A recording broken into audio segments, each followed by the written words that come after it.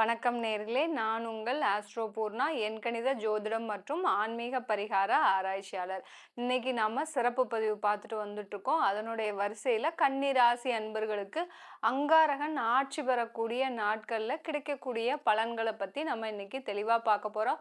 அதற்கு முன்னாடி நீங்க இந்த சேனலை முதன்முறையா பார்க்குறீங்கன்னா சப்ஸ்கிரைப் பண்ணிக்கோங்க. மறக்காம பெல் பட்டன்ல ஆல் ஆப்ஷன் சூஸ் பண்ணீங்கன்னா என்னுடைய அடுத்தடுத்த தகவல்கள் உங்களுக்கு நோட்டிஃபிகேஷனா வந்துட்டு இருக்கும். ஒவ்வொரு பதிவுலையும் பார்த்தீங்கன்னா ஒவ்வொரு ராசி அன்பர்களுக்கு உண்டான முக்கியமான தெய்வ வழிபாடு, அடுத்து உங்களுக்கு இந்த காலகட்டத்தில் ஒவ்வொரு கிரகங்களும் பயிற்சி ஆகும்போது என்ன மாதிரியான மாற்றங்கள் நிகழப்போகுதுன்றத நம்ம ஒவ்வொரு பதிவுலையும் தெளிவாக சொல்லியிருப்போம். அதனால கடைசி வரைக்கும் ஸ்கிப் பண்ணாமல் பாருங்க. அதுபோக உங்களுக்கு இந்த பதிவு, நான் இப்போ சொல்லக்கூடிய பதிவு ரொம்ப பிடிச்சிருந்தது, உங்களுக்கும் உங்களுடைய வாழ்க்கையில் இந்த மாதிரியான நிகழ்வுகள் நடந்திருக்கு, எங்களுக்கு மாற்றங்கள் வருமா அப்படின்னு கேட்கணும் விருப்பப்படுறவங்க ஒரு லைக் பட்டனை ப்ரெஸ் பண்ணுங்க. நீங்கள் கொடுக்குற ஒவ்வொரு லைக் பட்டனுக்கும் பார்த்தீங்கன்னா எனக்கு ஒரு ஊக்குவிப்பாக இருக்கும். நம்ம சொல்கிற அந்த பலன்கள் எல்லாம் மக்களை சென்றடையுது.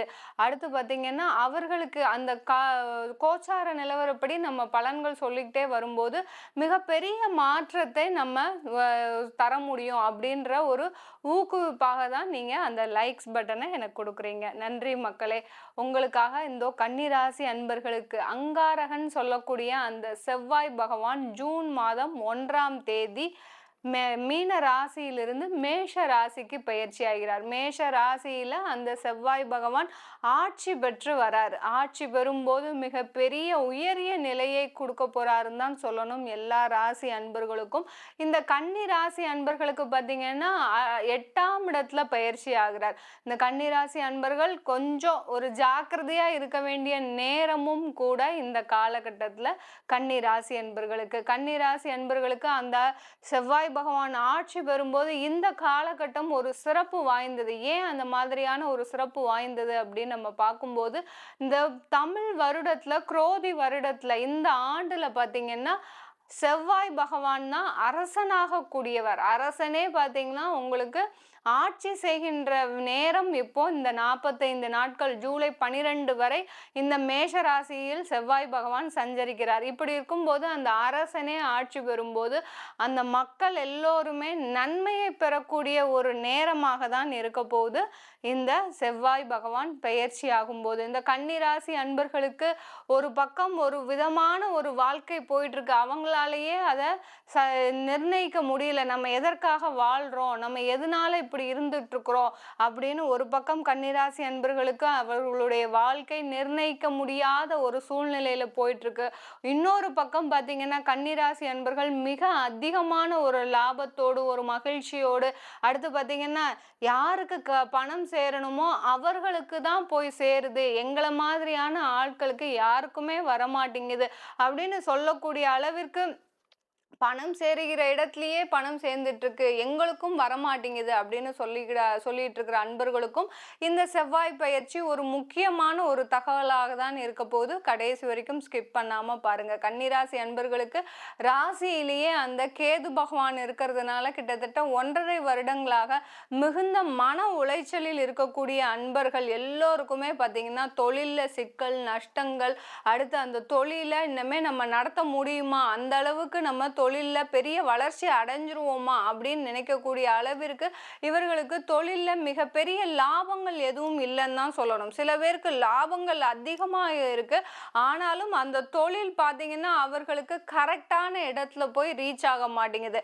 என்ன லாபம் அதிகமாக இருந்தாலும் அவர்களுக்கு தேவையான இடத்திற்கு போய் கொண்டு சேர்க்க முடியாத ஒரு சட்ட சிக்கல்லாம் இவர்கள் அதிகமாக மாட்டிட்டு இருக்காங்கன்னு தான் சொல்லணும் இந்த கன்னிராசி அன்பர்கள். இந்த கடந்த 1.5 வருடமாக இந்த அளவுக்கு இவர்கள் சட்ட சிக்கல்ல மாட்டினதே கிடையாது. அந்த அளவிற்கு இவர்கள் இந்த கன்னிராசி அன்பர்கள், ஏன்னா எப்போதுமே ஒரு ஜாலியாக இருக்கக்கூடியவர்கள் இந்த கன்னிராசி அன்பர்கள். உபயராசி அன்பர்கள் சொன்னோன்னே எந்த முடிவு எடுத்தாலும் தன்னை சார்ந்து எடுக்கக்கூடியவர்கள் இந்த கன்னிராசி அன்பர்கள். தனக்கு எப்படி இருக்கும், அது தனக்கு லாபமா இருக்குமா இல்லை தனக்கு தோல்வியா இருக்குமா அப்படின்னு நினைச்சு தனக்கு என்ன மாதிரி இருக்கும்னு நினைச்சுதான் இவர்கள் ஒரு சுயநலவாதியாக இருப்பார்களே தவிர அடுத்து பார்த்தீங்கன்னா மற்றவர்கள் மீதும் அன்பாகவும் இருப்பார்கள். சுயநலத்திலையும் ஒரு பொதுநலம் இருக்கக்கூடியவர்கள் இந்த கன்னிராசி அன்பர்கள். அப்படிப்பட்ட ராசி அன்பர்கள் கடந்த 1.5 வருடமாக இந்த மாதிரியான விஷயங்கள்லாம் நான் சந்திச்சதே இல்லை இதுவரைக்கும் என்னுடைய வாழ்க்கையில. நானும் ஏன்னா இவர்களுக்கு அறிவு நுணுக்கங்கள் நிறைய இருக்கும், திறமைசாலிகளாக இருப்பாங்க.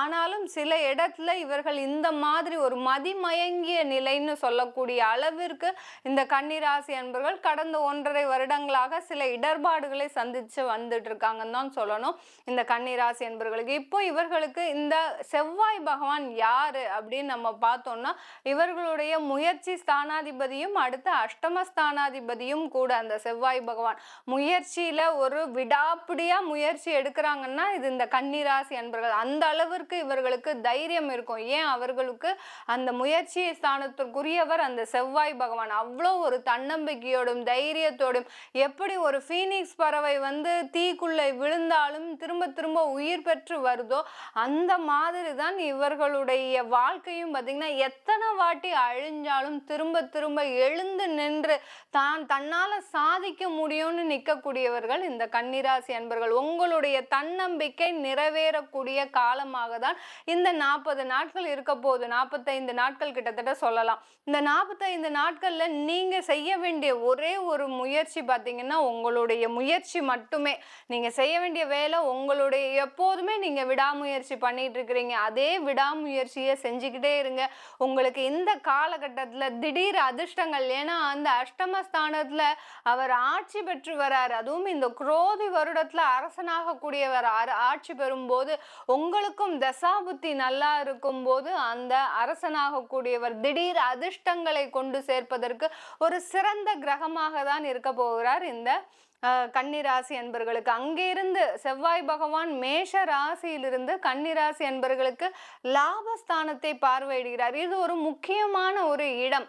கன்னிராசி அன்பர்களுக்கு கடந்த ஒரு 6 மாதமா பார்த்தீங்கன்னா தொழில் செஞ்சிட்டு இருக்கிறீங்க ஆனா லாபம் இல்லை, வேலைக்கு போயிட்டு இருக்கிறீங்க ஆனா வருமானம் இல்லை, கடன் நிறைய இருக்கு, அந்த கடனை அடைக்க முடியாம நீங்க சிரமப்படுறீங்க. அதே சமயத்துல குடும்பத்துல மகிழ்ச்சின்றதே இல்லைங்க உங்களுக்கு கன்னிராசி அன்பர்களுக்கு. அந்த அளவிற்கு ஒரு மகிழ்ச்சியை தொலைத்த நபராகவும், அடுத்து பார்த்தீங்கன்னா ஒரு நிம்மதியை தேடும் நபராகவும் தான் இருக்கிறீங்களே தவிர உங்களுடைய வாழ்க்கை எங்க போச்சு அப்படின்னு ஒரு வாழ்க்கையை தொலைச்சிட்டேன்னு சொல்லுவோம் இல்லையா, அந்த மாதிரியான ஒரு ஸ்டேஜ்ல இருக்கக்கூடியவர்கள் தான் இந்த கன்னிராசி அன்பர்கள். அந்த அளவிற்கு இந்த கன்னிராசி அன்பர்களுடைய வாழ்க்கையில கடந்த 6 மாத காலமாக பார்த்தீங்கன்னா ஒரு புயல் ஒரு சுனாமி எல்லாத்தையும் சுருட்டிட்டு போன அளவிற்கு இவர்களுடைய வாகனம், அடுத்து பார்த்தீங்கன்னா இவர்களுடைய வீடு, இவர்களுடைய சொத்து, இது எல்லாமே அழியக்கூடிய அளவிற்கு இவர்களுக்கு ஒரு மிகப்பெரிய ஒரு சேதங்கள் ஏற்பட்டிருக்குன்னு தான் சொல்லணும் வாழ்க்கையில. இது எல்லாமே நிவர்த்தி ஆகக்கூடிய ஒரு நேரமா தான் இந்த 45 நாட்கள் இருக்க போது. 8ஆம் இடத்துல செவ்வாய் இருக்கிறார், ஆட்சி பெற்று இருக்கிறார். அடுத்து பாத்தீங்கன்னா அந்த ஜூன் மாதத்துல ஒரு 12 நாட்கள் ஒரு அதிசயமான நாட்கள். எந்த மாதிரியான நாட்கள்?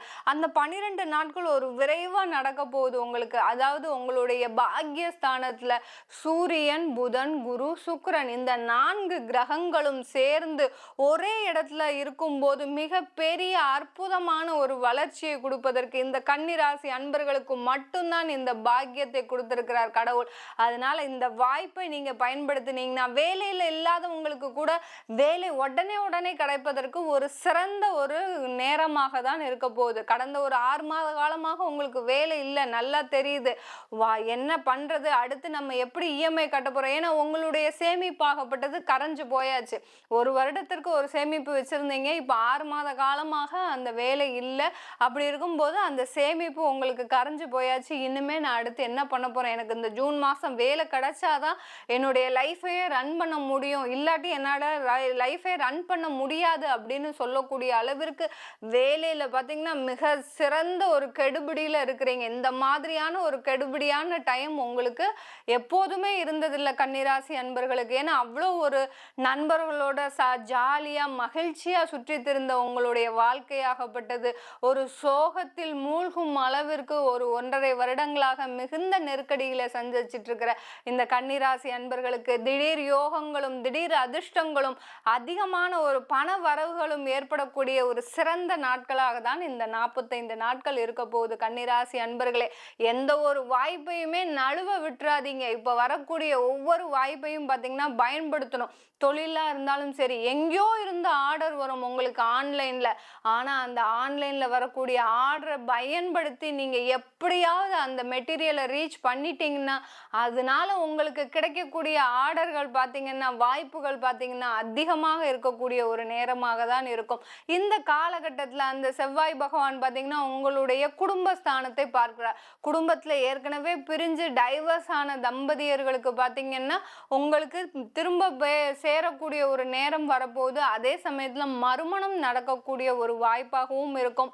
என்னதான் இருந்தாலும் எங்களுக்கு அந்த பழைய ஃபேமிலி மாதிரி வருமா, நான் திரும்ப மறுமணம் செஞ்சுக்கிறது என்னுடைய ஜாதகத்துல ஒத்து வருமா, ஏன்னா ஏற்கனவே எனக்கு குடும்பஸ்தானம் சரியா இல்லை. ஏன்னா இந்த கன்னிராசி அன்பர்களுக்கு ரொம்ப குடும்பஸ்தானத்துல நிறைய ஒரு தோஷங்கள் இருக்கின்ற ஜாதகமா தான் இருக்கு எல்லாருக்குமே.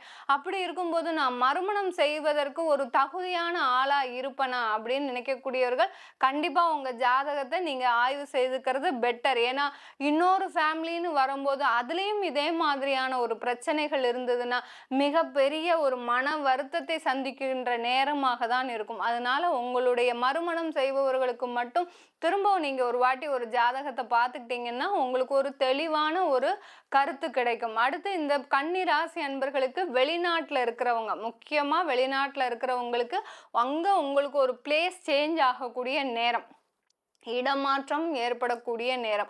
அந்த இடமாற்றத்தை கரெக்டா நீங்க சூஸ் பண்ணணும். இங்க இருக்கிறேன், நான் யூஎஸ்ல இருக்கிறேன், எனக்கு யூகேல ஆஃபர் கிடைச்சிருக்கு, இல்ல யூஎஸ்லயே எனக்கு வேறொரு இடத்துல ஆஃபர் கிடைச்சிருக்கு, நான் போகலாமா இந்த காலகட்டத்துல அப்படின்னு கேட்டீங்கன்னா கண்டிப்பா தாராளமா போகலாம். ஏன்னா அஷ்டம இடத்துல இருந்து உங்களுக்கு செவ்வாய் பகவான் 3ஆம் இடத்தை பார்க்கறதுனால தாராளமா போகலாம். உங்களுடைய ஜாதகத்தையும் நீங்க ஒரு வாட்டி ஆய்வு செய்துக்கிட்டீங்கன்னா கண்டிப்பா அதனுடைய முயற்சியை நீங்க தாராளமா எடுத்தீங்கன்னா வெற்றியை தரக்கூடிய ஒரு நேரமாக தான் இருக்கும். அது மாதிரி வெளிநாட்டுல இருக்கிறவங்க நீங்க செய்யக்கூடிய செயல்கள்ல ஒரு மாற்றத்தை சந்திக்கணும்னா கண்டிப்பா ஒரு முன்னெச்சரிக்கையோட செய்தீங்கன்னா உங்களுக்கு ஒரு நல்ல வளர்ச்சியை அங்க நிலைத்து இருந்து ஒரு வருமானத்தை பார்ப்பதற்கு ஒரு சிறந்த ஒரு நாட்களாக தான் இருக்க போது இந்த 45 நாட்கள். இப்ப நம்ம சொல்லிட்டு இருக்கிற பலன்கள் எல்லாமே பாத்தீங்கன்னா கோச்சார நிலவரப்படி நம்ம சொல்றோம் பலன்கள். இது அவங்கவுங்க ஜாதகப்படியும் தசாபுத்தி படியும் ஒரு வேற மாதிரி இருக்கும். இப்போ உங்களுக்கு நீங்க வெளியூர்ல இருக்கிறீங்க, வெளிநாட்டுல இருக்கிறீங்கன்னா அந்த வெளிநாட்டிலேயே உங்களுக்கு அதே இடத்துலயே நல்ல வாய்ப்பு வரக்கூடும். ஒரு ப்ரமோஷனோ இல்ல பதவி உயர்வோ வரக்கூடிய ஒரு நேரமாக இருக்கலாம். இல்ல பாத்தீங்கன்னா அங்கேயே நீங்க தொழில் செய்யக்கூடிய தகுதியை பெறக்கூடிய ஒரு நேரமாக இருக்கலாம். இப்படி உங்களுக்கு அதனுடைய பலன்கள் ஒரு சின்ன சின்ன ஒரு மாறுதலுக்கு உள்ளாகும். அதை பார்க்கணும்னு விருப்பப்பட்டீங்கன்னா கீழே இருக்கிற நம்பருக்கு வாட்ஸ்அப்ல அப்பாயின்மெண்ட் வாங்கிக்கிட்டு நீங்க என்கிட்ட கன்சல்ட் பண்ணிக்கலாம். உங்களிடமிருந்து விடைபெறுவது உங்கள் ஆஸ்ட்ரோ பூர்ணா. நன்றி, வணக்கம்.